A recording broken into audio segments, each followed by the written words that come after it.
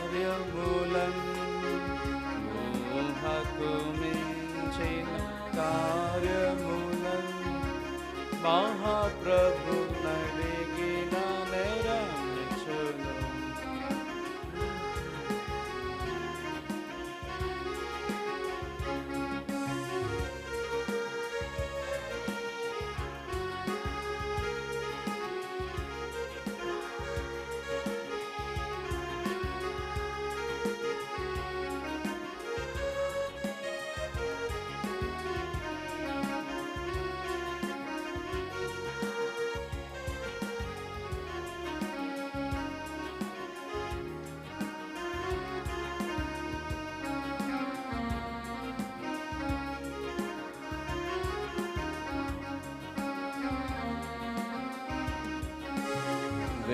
వేడుకొనక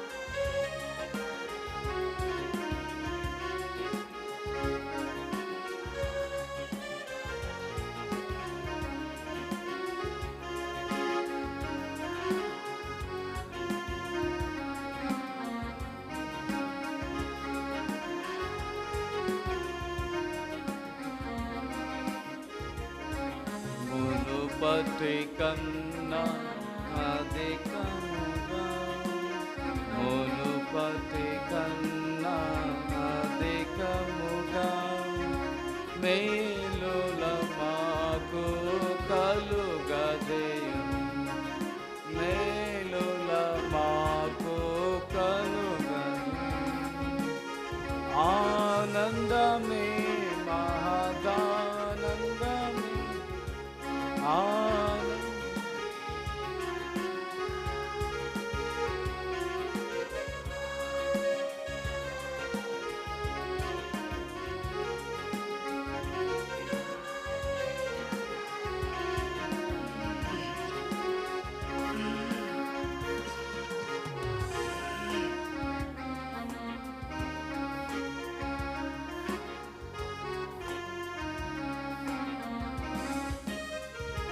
ప్రార్థనకు ప్రతిఫలము ప్రార్థన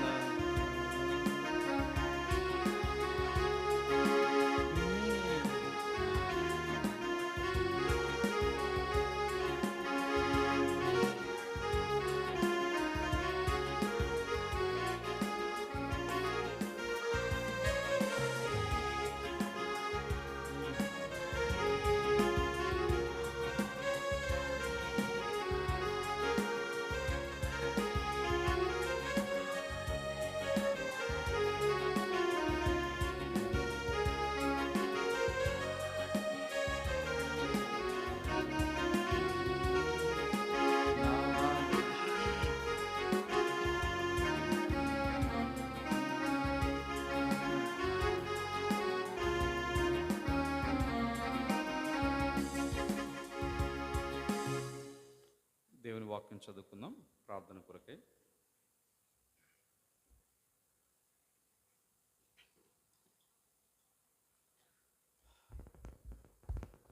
ప్రార్థన కొరకే మనం దేవుని వాక్యం నుండి కీర్తనలు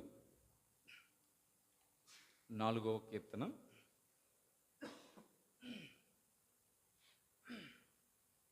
కీర్తన 4వ అధ్యాయం మొదటి వచనం అందరం కలిసి చదువుకుందాం. కీర్తనలు 4వ అధ్యాయం మొదటి వచనం అందరం కలిసి చదువుకుందాం. 4వ అధ్యాయం చదువుదాం. చదవండి. నా నీతికి ఆధారమగు దేవా, నేను మొరపెట్టినప్పుడు నాకు ఉత్తరమేమో. ఇరుకులో నాకు విశాలత కలుగజేసిన వాడవు నీవే. నన్ను కరుణించి నా ప్రార్థన అంగీకరించుము. ప్రభుని దేవుడు లేఖను బాగుండి దీవించి ప్రార్థన కొరకే ప్రభు మనల్ని సిద్ధపరచును గాక. ఆమెన్.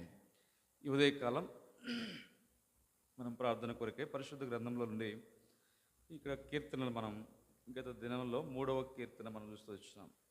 2వ కీర్తనలో కూడా ప్రార్థన మనం, అలాగే 3వ కీర్తనలో కూడా చేసిన ప్రార్థన. ఇప్పుడు 4వ అధ్యాయంలో చూస్తే ఈ అధ్యాయంలో మనకు ఎక్కడ ప్రార్థన అనే పదము లేదా ప్రార్థన సంబంధించిన విషయాలు ఉన్నాయి. ఈ 4వ అధ్యాయంలో కూడా మనకు ప్రార్థన సంబంధించిన పదం కనబడుతుంది. ప్రార్థన సంబంధించిన విషయము ఈ 4వ అధ్యాయం 1లో మనం చూస్తే ఇక్కడ ప్రార్థించిన వ్యక్తి ఎవరు అంటే రాజైన దావీదు. ఇక్కడ దావీదు గారు ప్రార్థన చేస్తూ వచ్చారు. దావీదు ఆయన మరి ఏ సమయంలో ఎలాంటి పరిస్థితుల్లో ప్రార్థన చేసినాడు, మరి ఎలా ప్రార్థన చేసినాడు, ఆ ప్రార్థనకు కలిగిన ప్రతిఫలం ఏంటి అని మనం చూస్తే ఈ 4వ అధ్యాయాన్ని మనం చూసినప్పుడు దావీదు మరి ప్రధాన గాయకుడు తంతివాద్యములతో పాడదగిన కీర్తన మనం చూస్తాం. 3వ కీర్తనేమో అబ్షాలోము తన కుమారుడి నుండి పారిపోయినప్పుడు అది చాలా శ్రమలో ఇబ్బందులో భయంకరమైన పరిస్థితుల ఆ టైంలో దావీదు ప్రార్థన చేశాడు. 3వ కీర్తన తన కుమారుని ఎదుటి నుండి పారిపోయిన సందర్భం అది. అందుకే చాలా వెలుగెత్తి మొరపెట్టడము చాలా పరిస్థితులు 3వ అధ్యాయంలో మనం చూస్తూ వచ్చాం. ఇప్పుడు 4వ అధ్యాయంలోకి వస్తే ఈ 4వ అధ్యాయంలో అంత భయంకరమైన పరిస్థితి కనబడదు, కానీ అయినప్పటికీ ఈయన కూడా ఇక్కడ పరిస్థితులు ఉండి దేవుడు చేసిన మేళ్ళు ఎలా ప్రార్థన చేశాడో దావీదు తన అనుభవంలోంచి కీర్తన రాస్తూ వస్తున్నాడు. ఈ 4వ అధ్యాయం మొదటి వచనంలో నా నీతికి ఆధారముకు దేవా నేను మొరపెట్టినప్పుడు నాకు ఉత్తరమేము. అంటే మనము దావీదు గురించి కానీ దేవుడు ఏం సెలవిస్తున్నాడు, దావీదే కాదు దేవుని ప్రజలందరి కొరకే ప్రభు ఏం సెలవిస్తున్నాడు మొదటిగా మనం చూస్తే ఏం చేయాలని దేవుడు ఆశిస్తున్నాడు ఈ కీర్తన ద్వారా. మనం కూడా ఏమి చేయవలసిన వారు ఉన్నాం, దేవుడు ఎలాంటి ప్రతిఫలం ఇస్తాడు అని మనం చూస్తే మొదటిగా మనం చూస్తే ఏ లక్షణాలు లేదా ఎలాగ ఉండాలి అని ఆశిస్తున్నాడు దేవుడు అంటే 4వ అధ్యాయంలోనే 2వ వచనం మనం చూస్తాం. నరులారా ఎంతకాలము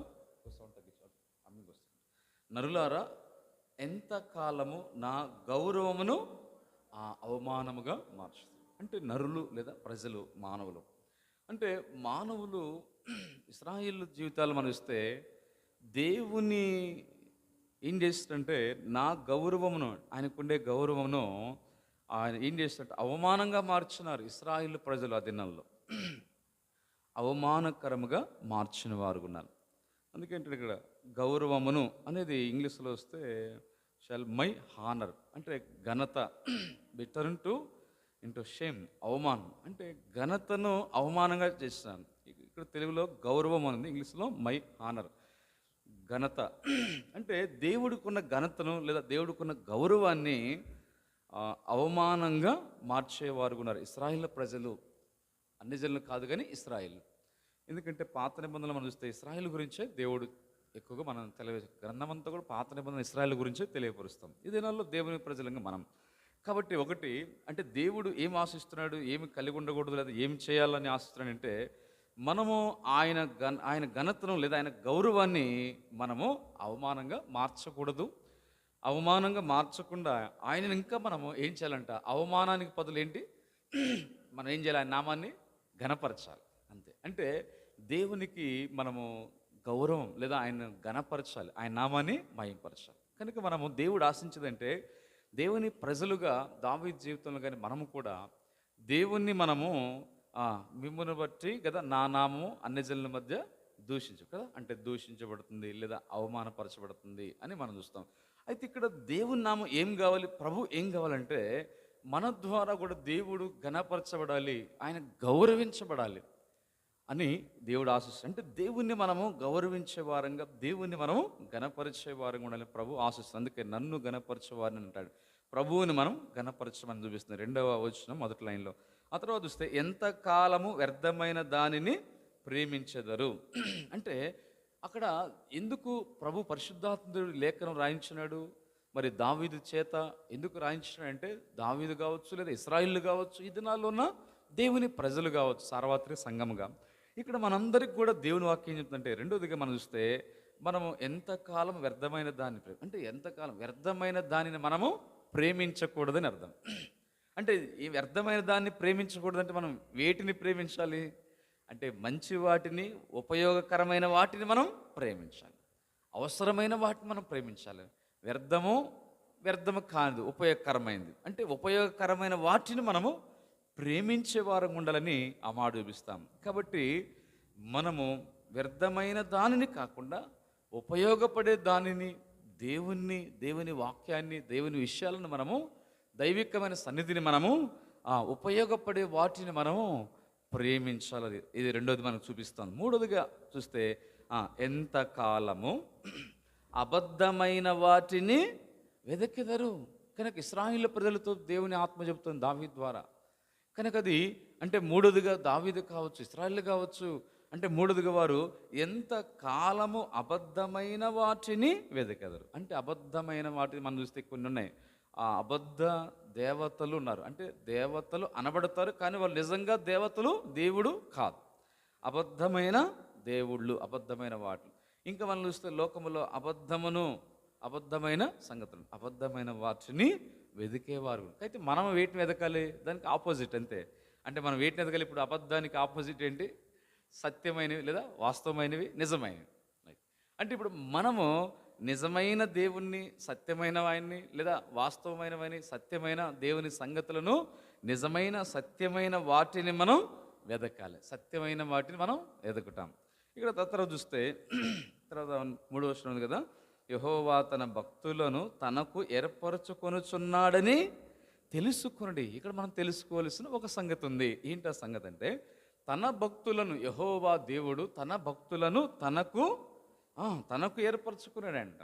అందులో దావీదు కూడా భక్తుడే కదా. దావీదు అన్న దేవా నేను నీ భక్తుడు అన్నాడు. కనుక దావీదు భక్తుడుగా దేవుని కొరకు ఏర్పరచబడినవాడు. దావీదును కూడా దేవుడు ఏర్పరచుకున్నాడు. గొర్రెల దొడ్లో ఉండి పిలిచినాడు దావీదుని అంటాడు. కనుక మనం చూస్తే ఇక్కడ తన భక్తులను తనకు ఏర్పరచుకున్నాడని తెలుసుకోలేడు. అంటే ఆ భక్తుల లిస్టులోని కూడా మనం రావాలి. అది దేవుని ఉద్దేశం. ఏంటంటే ఆ లేఖనం మనకేం చెబుతుందంటే, ఆయన భక్తులముగా మనం ఉండి ఆయన ఏర్పాటులో మనం ఉన్నాము. అలాంటి అనుభవంలో మనం ఉంటాం. కనుక దేవుని భక్తులు, యెహోవా తన భక్తులను. ఆ తర్వాత మనం చూస్తే ఇంకా 4వ వచనంలో మనం చేయవలసినవి లేదా ఉండకూడనివి అవి మనకు మొదటగా మనం చూస్తే 4వ వచనం మొదటి లైన్, భయమునంది పాపము చేయకూడదు. కాబట్టి మనం ప్రార్థించే ముందు లేదా దేవుడు మన జీవితాలను, ఇశ్రాయేలును, దేవుని తన ప్రజలను, సంఘాన్ని దేవుడు ఏమి ఆశిస్తున్నాడంటే, ఈ 4వ కీర్తన మరి దావీదు భక్తుడుగా, ఈయనకు మంచి విశ్వాసి దావీదు కదా. కాబట్టి ఇక్కడ మనం దేవుని ప్రజలుగా మనం చూస్తే ఏమి కలిగి ఉండకూడదు, ఏమి కలిగి ఉండాలి. మొదటిగా మనం చూస్తే ఇక్కడ 4వ వచనంలో భయమునంది పాపము చేయకుడి. కాబట్టి ఇక్కడ మనము పాపము చేయకుండా ఉండాలి. అది దేవుడు ఆశిస్తున్నాడు. చేయకుండా ఉండుట, పాపము జోలిపోక, ఇక పాపము జోలిపోక. యేసుప్రభువు వారు కూడా అన్నాడు, ఆ స్త్రీని స్వస్థపరిచిన తర్వాత ఇక వెళ్ళి నువ్వు పాపము చేయకు. పక్షవాయు గల వ్యక్తి ఉన్నాడు, ఇక ఏమన్నాడు అక్కడ? ఆ వ్యక్తితో కూడా అన్నాడు కదా, బాగా స్వస్థపడిన తర్వాత ఇకను పాపం చేయకు కదా. అంటే ఇకను పాపం చేయకు అంటే దేవుడు ఆ వ్యక్తికి మేలు చేసి అంటున్నాడు. అంటే దేవుడు ఆ బిడ్డలతో అంటున్నాడు, పాపము చేయకుడి, ఇక పాపం చేయొద్దు. ఒకవేళ ఎంతకాలం చేశారా ఇక చేయొద్దని ఆ పాపాత్మ స్త్రీ కానీ, పక్షవాయు గల వ్యక్తి కానీ, ఇక్కడ పాత నిబంధనలో దేవుని ప్రజలైన ఇశ్రాయేలును కానీ.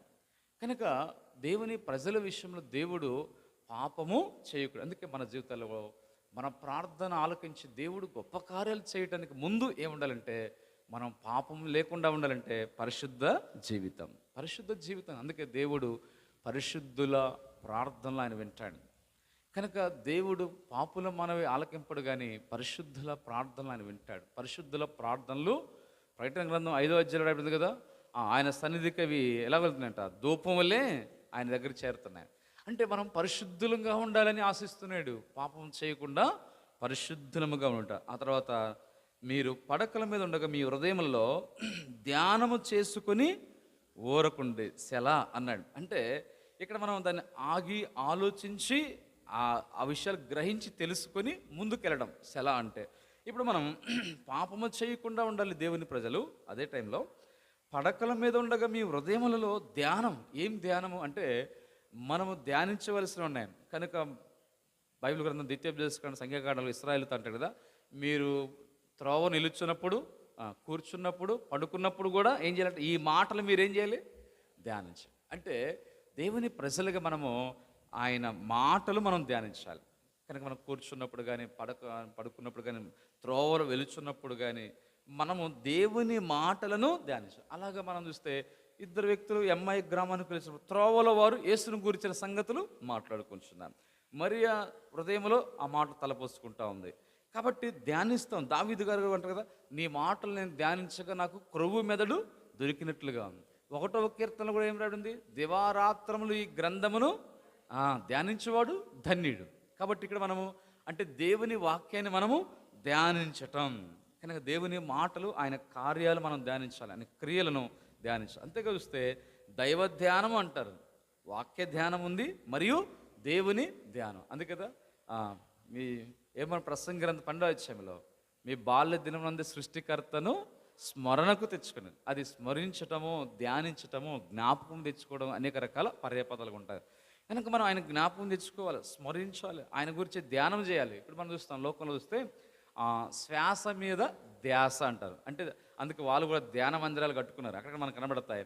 ఆ ధ్యాన మందిరాలు ఏం చేస్తారంటే, వాళ్ళని అడిగినప్పుడు చెప్పారు ఒకళ్ళు, ఏం చేస్తారంటే వాళ్ళు కూర్చొని బాస్పట్లు వేసుకొని శ్వాస పీల్చుకునేటప్పుడు, శ్వాస వదిలేటప్పుడు వాళ్ళ ధ్యాస అంతా శ్వాస మీద ఉంటుంది. అంటే నేను శ్వాస ఎంతసేపు పీలుస్తున్నాను, ఎలా వదులుతున్నాను, అంటే వాళ్ళ ఏరే బయటికి వెళ్ళిపోకుండా, ఆలోచన ఎటు వెళ్ళిపోకుండా ఆ శ్వాస తీసుకోవటము, శ్వాస వదలటం, దీని మీద ధ్యాస లేదా దాని మీద ధ్యానం. అలాగ ధ్యానం కలిగి ఉంటారు. అంటే అదొక శ్వాస కొరకే ధ్యానం, అదొక ఎక్సర్సైజ్ లాగా అదొక ధ్యానం. కానీ మనం దేవుని గురించిన ధ్యానం, దైవ ధ్యానం చాలా గొప్పది. దేవుని మెడిటేషన్ ధ్యానం, దేవుని ధ్యానం, ఇలా వాక్య ధ్యానం, దేవుని వాక్య ధ్యానం. తర్వాత చూస్తే దేవుని కార్యాలు ధ్యానించి చూడండి. అంటే ఆయన చేసిన కార్యాలు కూడా మనం ఏం చేయాలి? ధ్యానం చేస్తూ ఉండాలి. ఎంత కార్యాలు చేశాడు ఇశ్రాయేలు కనుక కదా, చేసిన కార్యాలు మర్చిపోవద్దు, వాటిని మీరు జ్ఞాపకం చేసుకోండి, ధ్యానం చేయండి. అలాగే మనం ధ్యానం చేస్తూ ఉండాలి. ఆ తర్వాత ముందుకెళ్తే 5వ వచనం, నీతియుక్తమైన బళ్ళు అర్పించుచు. అంటే ఇక్కడ మరొక మాట చూస్తుందంటే, దేవుణ్ణి మనం ప్రార్థించే ముందు లేదా దేవుడు మన కార్యాలు చేయడానికి ఏమి ఆశిస్తున్నాడంటే, మనం ఎలాగుండాలని చెప్తున్నాడంటే నీతియుక్తమైన బలులు అర్పించడి. కాబట్టి మనం చూస్తున్నాం ఇక్కడ నీతియుక్తమైన అంటే నీతితో కూడిన బలులు. ఈ నీతియుక్తమైన ఆఫర్ రైట్ సాక్రిఫైజెస్, నీతియుక్తమైన రైట్ కరెక్ట్ అయినవి, సరి అయినవి, నీతివంతమైనవి, యుక్తమైనవి. కాబట్టి నీతియుక్తమైన బలులు అంటే మనం అర్పించే బలులు కదా, భక్తిహీనులు అర్పించినట్లుగా మీరు అర్పించొద్దు అంటాడు. మళ్ళగనిస్తే బలుల్లో కూడా కయ్యూను బలి దేవునికి అంగీకారంగా లేదు. అలాగనే ఏబేలు బలి నీతిమంతుడు, ఆయన అర్పించిన బలి నీతియుక్తంగా ఉంది.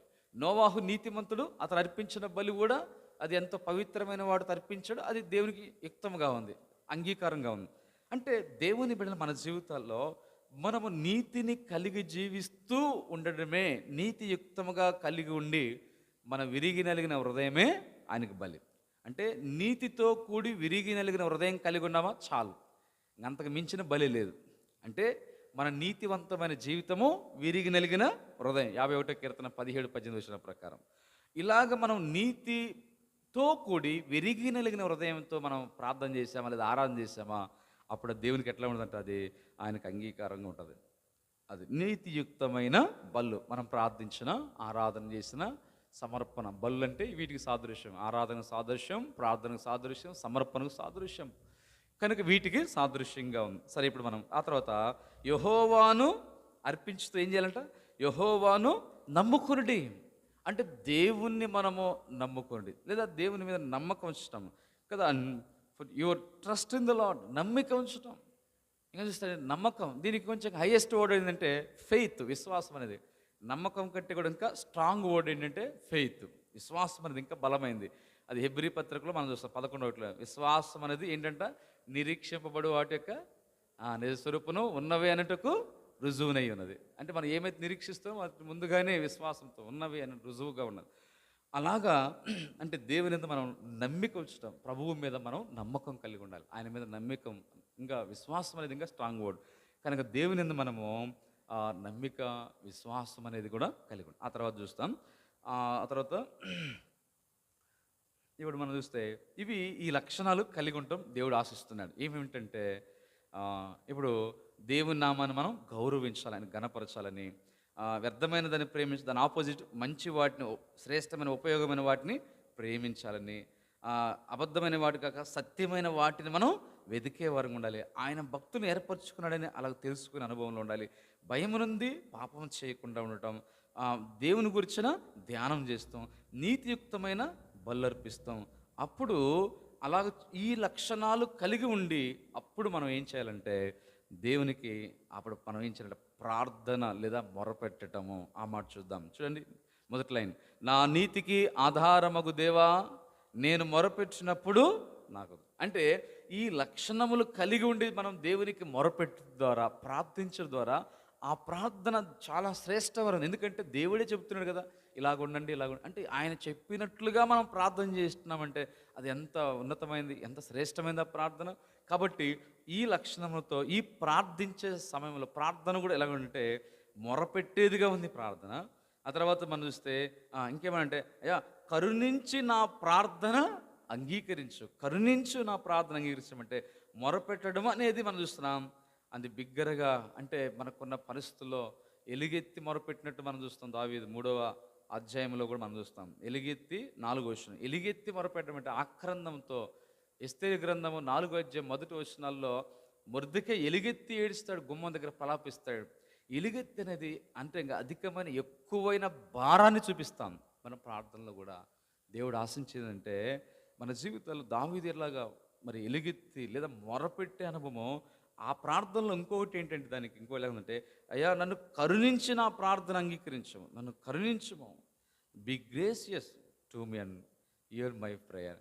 అంటే ఇక్కడ చూస్తే ఇంగ్లీష్లో కృప అనే పదం వస్తుంది, గ్రేసియస్ అంటే లేదా కరుణ, కృప. అయ్యా నన్ను కరుణించు లేదా నాయన కృప చూపు అంటే ఇదేం చూపిస్తుంటే దేవుణ్ణి మనం బ్రతిమలాడుకోవడం చూపిస్తుంది కదా. కరుణించు, నా ఎందుకు కరుణ చూపు, నా ఎందుకు కరుణ చూపు, దయ చూపు అన్నట్లుగా అంటే బ్రతిమలాడని చూపిస్తుంది. మొరపెట్టేదిగా ఉంది ప్రార్థన ఇంక్లూడ్. ఇవన్నీ కూడా ప్రార్థనలో ఆ లక్షణాలతో పాటు ప్రార్థనలో మనం మొరపెట్టడము ప్లస్ మరి కరుణించమని బ్రతిమలాడుకోవటం కదా. విధవరాలు మాటికి వచ్చి ఏం చేసిందంటామా, మా బ్రతిమలాడుతూ వచ్చింది, అయ్యా నాకు నా ప్రతి న్యాయం చేయవచ్చు అమ్మ, మాటికి అట్లాగా బ్రతిమలాడడం కరుణించమనేది చూపిస్తుంది. అలాగ మనం చూస్తే అలాగ 3వ వచనంలో కూడా ఉంది కదా, నేను యెహోవాకు మొరపెట్టగా. అంతేకాదు ఇంకా ఏమంటే 6వ వచనంలో అంటాడు కదా ప్రార్థనలో, యెహోవా నీ సన్నిధి కాంతి మా మీద ప్రకాశింపచే. అంటే ఇలాగ మనం చూస్తే దావీదు ప్రార్థన మనం చూస్తున్నాం. అంటే దేవుని సన్నిధిలో మొరపెడుతూ కరుణించమని ఇలాగ దేవునికి ప్రార్థన చేయాలి. కనుక మన జీవితాల్లో మనం ప్రార్థన చేసే విషయంలో ప్రభావమును కరుణించమని, అయ్యా దేవుని సన్నిధిలో మనం మా పరిస్థితులు మాకు సహాయం చేయి, నీ సన్నిధి కాంతి మా మీద ప్రకాశింపజేయమని ప్రార్థన చేయాలి. ఆయన సన్నిధి కాంతి మన మీద ప్రకాశించినప్పుడు మనకు ఏం కలుగుతుంది, వెలుగు కలుగుతుంది, మనకు సహాయం కలుగుతుంది. అందుకే అది దీవెనలో ఒక దీవెన కూడా.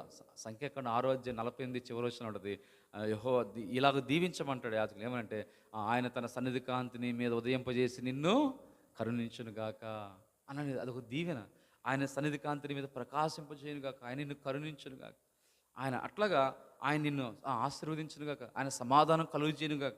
అంటే ఇలాగా దేవుని సన్నిధి కాంతి మన మీద ఆయన సన్నిధి కాంతి ప్రకాశించినప్పుడు అద్భుతమైన వెలుగు దేవుని సహాయానికి సాదృశ్యంగా ఉంది. కనుక దేవుని వెలుగు దేవుని కార్యాలకు సాదృశ్యంగా ఉంది. అలాగ మనము ప్రార్థన చేయవలసిన వారు ఉన్నాం. ఇవి మనం ఆ లక్షణాలు కలిగి ఇలాగ దేవుని అసలు మొరపెట్టి బ్రతిమలాడుతూ నీ సన్నిధి కాంతి మా మీద ప్రకాశింపచేయమని ఇలాగా మనము దావీదు వలె ప్రార్థన. ఇప్పుడు మనం చివరిగా ప్రార్థనకు ఎలాంటి ప్రతిఫలం వచ్చిందో ఆ మాట చూసి మనం ప్రార్థనకు వెళ్దాం. ఇప్పుడు మనం ఎలాంటి ప్రతిఫలం దేవుడు ఇస్తాడు, అలాగుండి ప్రార్థించినప్పుడు, అలాగ మొరపెట్టినప్పుడు, ఆ లక్షణాలతో ప్రార్థించినప్పుడు దేవుడు ఎలాంటి ప్రతిఫలం ఇచ్చినాడు దావీదుకి కానీ లేదా దేవుని ప్రజలకు ఎలాంటి ప్రతిఫలం ఇస్తాడో చూద్దాం. ఇప్పుడు చూడండి 4వ అధ్యాయం చదువుకుందాం.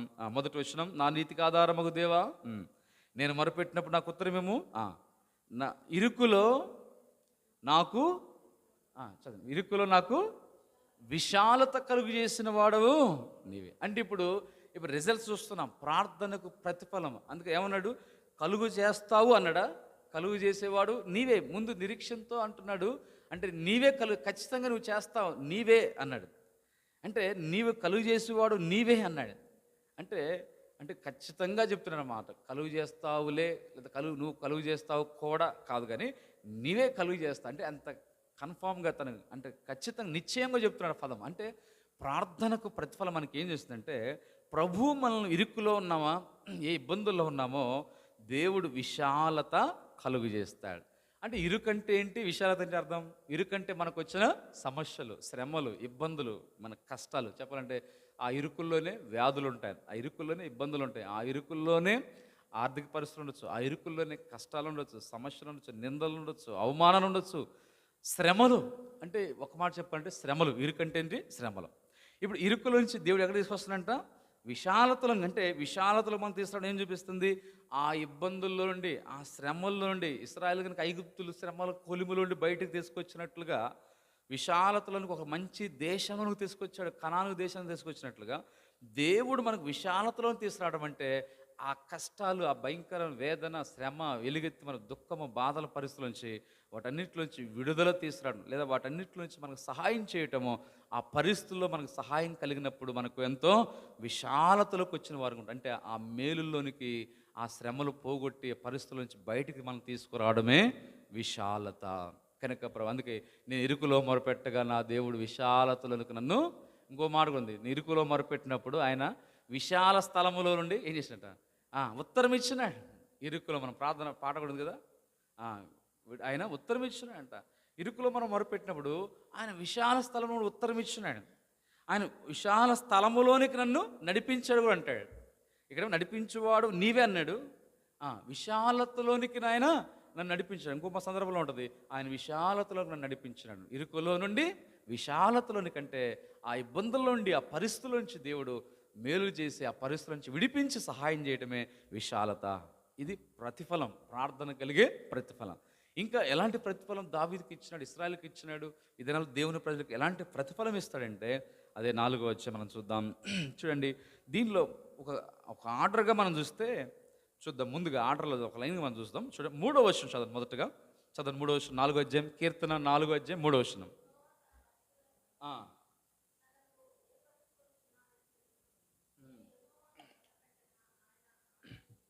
నెంబర్ 1, ఇది మొట్టమొదటి చూద్దాం ప్రతిఫలం. దీనికి ఆర్డర్లో చూద్దాం. ఒకటి, ఫస్ట్ ప్రతిఫలం ఏంటంటే 3వ వచనం చూద్దాం. నేను యెహోవాకు మొరపెట్టగా ఆయన, రైట్, ఇది నెంబర్ 1 ప్రతిఫలం. నెంబర్ 1 ప్రతిఫలం ఏంటంటే, ముందు ప్రార్థన చేస్తున్నప్పుడు ముందు జవాబు ఇవ్వటం కాదు, కానీ ముందు అసలు కార్యం చేయటం కాదు, ముందు ఏమంటే చెప్పండి, రైట్. మనం ఒక అధికారి దగ్గరికి వెళ్ళాము, అసలు అధికారి మనం చెప్పే మన సమస్య, మన బాధ అసలు వింటలేదు, ఆలకించట్లేదు అనుకోండి, అసలు ఏం చేస్తారో చేయలేడు. ముందు అధికారి ముందు కార్యం చేయడు, ముందు మనం ఏం చెప్తున్నామో వింటాడు, వినాలి, ఆలకించాలి. అందుకే నెంబర్ 1 ప్రార్థన ద్వారా ఆ మంచి లక్షణాలు కలిగి మనం మొరపెడితే, ప్రార్థన చేస్తే, ఒకటి ఏంటంటే దేవుడు, ఆయన అనగా దేవుడు ఆలకిస్తాడు. కనుక దేవుడు, the lord years when I call to him, దేవుడు ఇయర్స్, ఆయన ఆలకించేవాడు ఉన్నాడు. కనుక దేవుడు మన ప్రార్థన ఆలకించాడు. అందుకే రాజుల గ్రంథం 25వ వచనం ఉంటుంది కదా, ఏమన్నాడంట, ఆయనకు ప్రార్థన చేయగా నీ ఏమన్నాడు కదా, నువ్వు కన్నీరు చూస్తే నీ ప్రార్థన నేను ఒకటి ముందు ఆలకించినాడు. రెండోదిగా ఏం చేసి ఇప్పుడు చూద్దాం. చూడండి, ఒకటి ఆలకించుట, రెండవ మాట ఏంటంటే 1వ వచనం చివరి లైన్. ఇప్పుడు ప్రార్థన చేస్తే రెండో ఫలితం ఏంటి, నన్ను కరుణించి, రైట్, రెండోది ఏంటి, అంగీకరించుట. కనుక మనం చూసినప్పుడు దేవుడు రెండోదిగా అంగీకరిస్తున్నాడు, ఆయన అంగీకారం. అందుకే నువ్వు కన్నీరు విడిచి చూస్తే నీ ప్రార్థన నేను అంగీకరించిన. 2వ రాజులు 25వ వచనం. ఒకటి ఆలకించాలి, ముందు అంగీకారం కాదు, ముందు ఆలకించాలి.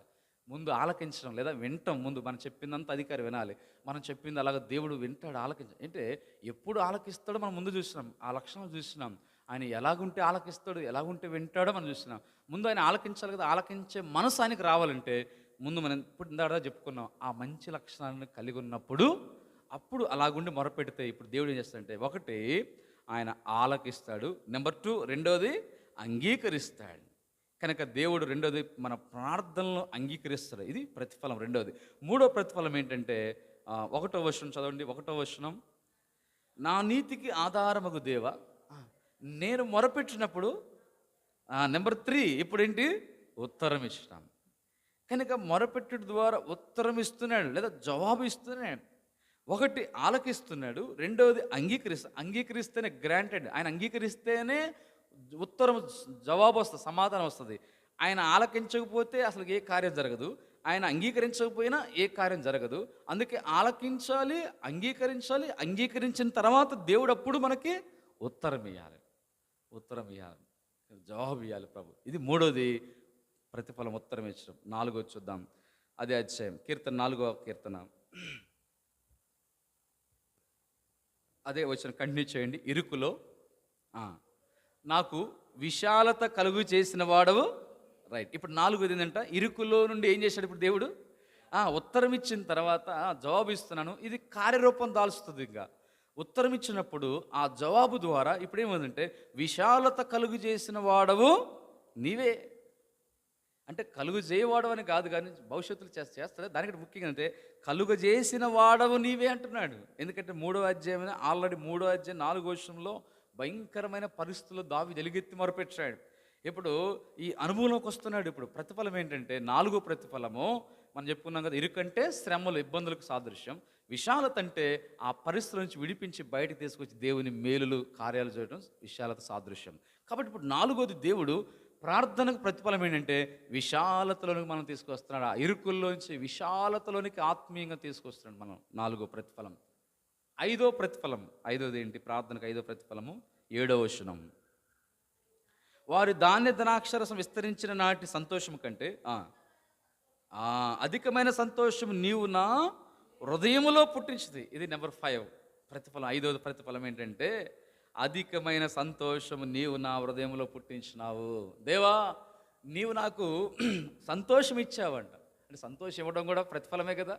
అంటే దేవుడు సంతోషాన్ని ఇవ్వడం అనేది అది దావీదుకి ఇచ్చిన ఒక ప్రతిఫలం. ప్రార్థనకు ప్రతిఫలం ఏంటంటే సంతోషం ఇచ్చినాడు దేవుడు. అంటే హృదయములో సంతోషం పుట్టించితివి. 3వ అధ్యాయంలో ఆయన సంతోషం లేదు. ఎందుకంటే 3వ అధ్యాయం ఏముంది? అబ్షాలోము తన కుమారుని ఎదుటి పారిపోయినప్పుడు సంతోషం ఉంటుందా? లేదు. శ్రమ, అవమానంలో సంతోషం ఉంటుందా? అవమానంలో సంతోషం ఉండదు, శ్రమలో సంతోషం ఉండదు, బాధలో సంతోషం ఉండదు 3వ అధ్యాయంలో. కానీ ఇప్పుడు 4వ అధ్యాయంలోకి వచ్చేసరికల్లా ఈ 7వ వచనం ఇస్తే దేవుడు ప్రతిఫలం ఇచ్చినాడు. అందుకన్నాడు, హృదయములో పుట్టించితివి. అయిపోయింది అక్కడ కార్యం. పుట్టిస్తావు కాదు, భవిష్యత్తు కాదు, ఆల్రెడీ దేవుడు చేసేసాడు కార్యం, అక్కడ జరిగాడు. అంటే 5వ ప్రతిఫలం ఏంటంటే, హృదయములో సంతోషం పుట్టించితివి, పుట్టించావు. అయిపోయింది. అంటే దేవుడు ఇచ్చాడు, సంతోషం ఇచ్చాడు. అంతకుముందున భయంకరమైన బాధ, వేదన పరిస్థితుల్లో ఇప్పుడు సంతోషమును పుట్టించాడు. అది ఎలాంటి, దేంతో పోల్చబడిందంటే, వారి ధాన్య ద్రాక్షారసములు విస్తరించిన నాటి, అంటే వాస్తవానికి దానికి సంతోషాన్ని పోల్చి రాబడింది. అంటే ధాన్య ద్రాక్షారసం, రైతు లేదా పంట వేసిన వారు, యజమానుడు తోటలో ఉన్నవాళ్ళు, వాళ్ళకి ధాన్య ద్రాక్షారసం ఉంటాయి. వాళ్ళకి ఎప్పుడు సంతోషం, అధిక సంతోషం ఎప్పుడంటే విత్తనం వేసినప్పుడు కాదు, మొలిచినప్పుడు కొద్దిగా సంతోషం. కానీ వాళ్ళకి ఎప్పుడు అసలైన సంతోషం అంటే ఆ పంట పండినప్పుడు ధాన్య ద్రాక్షారసం ఇంటికి వచ్చినప్పుడే సంతోషం. వాళ్ళకి అప్పుడున్న సంతోషము ఆ సంవత్సరం అంతట్లో ఆ టైంలో ఉండే సంతోషం ఎప్పుడు ఉండదుగా. మొక్క వేసేటప్పుడు కంటే, మొలిచినప్పుడు కంటే, అది పూతకొచ్చి కాయలు కాసేటప్పుడు కంటే కూడా సమృద్ధిగా పంట పొలం చేతికి వచ్చినప్పుడు సమృద్ధిగా పరిపక్వమై, ఆ ఫలాలు కూడా పరిపక్వమై పండినప్పుడు, పంట పండి ఇంటికి వచ్చినప్పుడు, అప్పుడే ఆ సంవత్సరంలో ఆ టైంలో రైతుకు ఆ టైంలో ఉన్న సంతోషం ఎప్పుడు. అందుకే దేవుడు అలాగ పోల్చినాడు. అంటే వారి ధాన్య ద్రాక్షారసంలో ఏమైనాయంట? విస్తరించిన, అంటే అభివృద్ధిగా బాగా పండినాయి కదా, బాగా పండినాయి. ఇప్పుడు విస్తరించినాడు ఆ సంతోషం కంటే కూడా కదా, అంటే దాన్ని మించిపోయిన సంతోషం ఇది హృదయంలో. అంటే ధాన్య ద్రాక్షారసం సంతోషం కంటే అదే సంతోషం అనుకుంటే, దాన్ని మించిన సంతోషము దేవుడు దావీదు హృదయంలో పుట్టించినాడు. కాబట్టి 4వ కీర్తన 7వ వచనం మనం చూసినప్పుడు, అందుకే ఇక్కడ అంటారు కదా, గ్రెయిన్ అండ్ వైన్ అబౌండ్. ఇక్కడ మనం చూసినప్పుడు ధాన్య ద్రాక్షారసం కంటే కూడా మనం చూసినప్పుడు అధికంగా దేవుడు, ఎక్కువగా లేదా గొప్ప సంతోషము. అందుకంటే you have put more Joy in my heart. More Joy, ఎక్కువైన లేదా అధికమైనది. అంటే ధాన్య ద్రాక్షారసం కంటే అధికమైన సంతోషాన్ని దేవుడు ఎంతగా ఎలుగెత్తి మొరపెట్టాడు, ఎంతగా బాధతో ప్రార్థించాడు దావీదు. 3వ అధ్యాయం 4వ అధ్యాయం మొదటి లైన్లో కూడా మొరపెట్టడం పరిస్థితి, ఎలుగెత్తి మొరపెట్టడం పరిస్థితి, అయా కరుణించమని ఎంతగా వేదనతో బతిమలాడు ప్రార్థించాడు. ఎప్పుడు ప్రతిఫలం ఏంటంటే 5వది, అధికమైన సంతోషాన్ని దేవుడు హృదయంలో కలిగి. ఎప్పుడు సంతోషం వస్తుందంటే మనం చెప్పి ఆ పదంలో ఉన్నప్పుడు వారి రైతుకి ధాన్య ద్రాక్షరసం ఇంటికి వచ్చినప్పుడు అధికంగా పండినప్పుడు ఎట్లానో దేవుని కార్యాలు జరిగినప్పుడు అందుకే కదా దేవా 92వ కీర్తన ఎందుకనగా నీవు నీ కార్యముల చేత మమ్మును సంతోషపరుచున్నావు. 92వ కీర్తన అంటాడు యెహోవాను స్తుతించడం మంచిది. ఎందుకు అంటే యెహోవా నీ కార్యముల చేత మమ్మను సంతోషపరచు. అంటే దేవుని కార్యాల వల్ల ఆయన చేసిన కార్యాల వల్ల ఇప్పుడు దావీదు జీవితంలో గొప్ప అధికమైన సంతోషం. ఇది 5వ ప్రతిఫలం. ఆ రోజు మనం చూస్తాం. ఆ రోజు ప్రార్థన ప్రతిఫలం ఏంటంటే 4వ కీర్తనలో 8వ వచనం యెహోవా నెమ్మదితో పండుకొని ఇది 6వ ప్రతిఫలం. ఇప్పుడు చూడు అంతకుముందు ఏమన్నాడు 3వ వచనంలో 3వ అధ్యాయంలో అయ్యా వేదనతో నేను వెలిగెత్తి మొరపెడుతున్నాను, బాధ వేదన భయము ఇంత పరిస్థితి ఉంది. ఇప్పుడైతే 8వ వచనంలోకి వస్తే 4:8లోకి వస్తే యెహోవా నెమ్మదితో పండుకొని నిద్రపోదును. మరి అంతకుముందు కలవరం, వేదన, బాధ, దుఃఖము, పరితాపం ఉంది, నెమ్మది లేదు. In peace I will lie down and sleep. కనుక నేను ఇప్పుడైతే నేను నెమ్మదిగా పండుకొని కదా, నెమ్మదితో ఇన్ పీస్, నెమ్మదిగా అంటే ఇప్పుడు 6వ ప్రతిఫలం ఏంటంటే నెమ్మదితో పండుకునే అనుభవించాడు. కొన్ని సందర్భాల్లో దావీదు జీవితంలో ఏంటంట నెమ్మది ఉండక రాత్రులు నిద్రపట్టని పరిస్థితులు, వేదనతో కదా, రాత్రులు నిద్రపట్టక అటు ఇటు తమిళాడుతా ఆ వేదన. కొంతమంది ఉంటుంది కదా, ఆ శ్రమ ఉన్నప్పుడు ఆ శ్రమను బట్టి లేదా ఆ వ్యాధితో ఉన్నప్పుడు వారికి నిద్రపట్టదు. లేదా కొంతమంది చూస్తే భయంకరమైన అప్పులు ఉన్నాయి తీర్చాలి, ఎట్లా నిద్రపట్టదు అంటుంటారు. అవును కదా, శ్రమలు ఉన్నప్పుడు నిద్రపట్టదు, అప్పులు ఉన్నప్పుడు నిద్రపట్టదు, అనేక ఇబ్బందులు ఉన్నప్పుడు వాళ్ళకి నిద్రపట్టదు, రాత్రులు నిద్రపట్టదు. దావీదు జీవితంలో కొన్ని సందర్భాలు నిద్రలేని రాత్రులు గడిపాడు దావీదు జీవితంలో. అందుకే ఎన్నో సందర్భాల్లో రాత్రి వేళ ఒంటిగా ఉన్న పిచ్చుకు లేవన్నాడు. రాత్రి వేళ ఒంటిగా ఉన్న పిచ్చుకలాగా కళ్ళు తెరిచి చూస్తూ ఉన్నాడు. ఏంటి అర్థం ఏంటి? అయ్యా ఈ పరిస్థితుల్లో ఉన్నాను, ఒంటిగా ఉన్నాను, తరంబడుతున్నాను, వేదనలో ఉన్నాను, దేవుని వైపు చూస్తున్న పిచ్చుక, ఆ పిచ్చుకే దావీదు. వేదనలో నిద్రలేక ఎదురు చూస్తున్న పిచ్చుక దావీదు. అయితే ఇప్పుడైతే ప్రార్థనకు దేవుడు ఇచ్చిన ప్రతిఫలం నెమ్మదితో పండుకొని నిద్రపోదును. ఇప్పుడు చివరి లాస్ట్ చదువుకొని ప్రార్థన. లాస్ట్ ఏంటంటే 8వ చివరిలో నేను ఒంటరిగా ఉన్నాను, నీవే నన్ను సురక్షితంగా నివసింపజేయదు. సురక్షితం ఉంది ఫలితం, 7వ ఫలితం.